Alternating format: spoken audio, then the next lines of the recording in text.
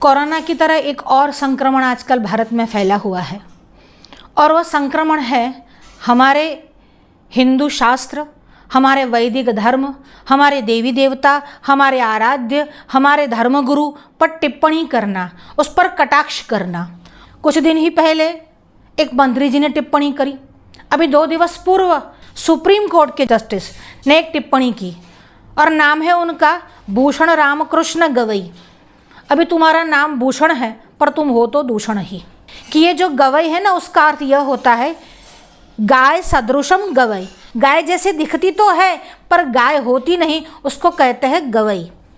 जो न्यायमूर्ति जैसा दिखता है या न्यायमूर्ति की कुर्सी पर बैठा हुआ है पर जो न्यायमूर्ति नहीं, वो है ये है गवई, यानी भूषण गवई।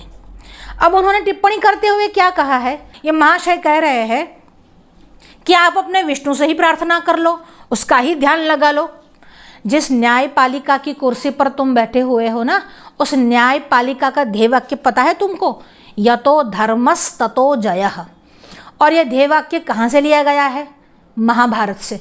हालांकि तुम्हें श्रुति, स्मृति, इतिहास, पुराणों से कोई लेना देना नहीं होगा, पर महाभारत से ध्येय वाक्य लिया गया है।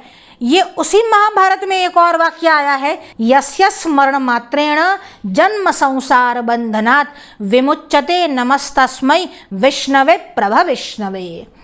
ये भगवान विष्णु कैसे है कि जिनका नाम मात्र लेने से हमारे जो जन्म और मृत्यु के बंधन का जो चक्र है, उससे हमारी मुक्ति, छुटकारा हो जाता है। तुम्हें छुटकारा नहीं चाहिएगा, तुम्हें मिलेगा भी नहीं। इसलिए तुम विष्णु का नाम लो, ये तो हो सकता है, पर जिस न्यायपालिका के वहाँ तुम बैठ रहे हो, कम से कम उस बात का तो ध्यान रख लेते। तुम्हारी न्यायपालिका में भगवत गीता की शपथ दिलाई जाती है और उस भगवत गीता को कहने वाले भगवान श्री कृष्ण हैं और वो और कोई नहीं, भगवान विष्णु के अवतार है। और तुमने हमसे कहा कि तुम भगवान विष्णु से ही कह लो। हमने भगवान विष्णु से याचना की। हमने जब याचिका दाखिल की और भगवान विष्णु ने कहा ये धूर्त है, ये मदान्ध है, उसको अपनी उसकी कुर्सी से नीचे उतार कर फेंक दो। हमारे भगवान विष्णु की ये आज्ञा है। तुमने धर्मशास्त्रों का मान न रखा ना सही, हालांकि ये हिंदू हो ही नहीं सकता जो धर्मशास्त्र का मान न रखे, पर तुम्हारी बुद्धि इतनी ही ग्रसित हो चुकी है, तुमने धर्मशास्त्र का अपमान कर दिया, हमारे अवतार का अपमान कर दिया। पर जिस संविधान की शपथ लेकर तुम वहां पर बैठे हुए हो, उस संविधान की धारा 25 से 30 ही कम से कम पढ़ लेते।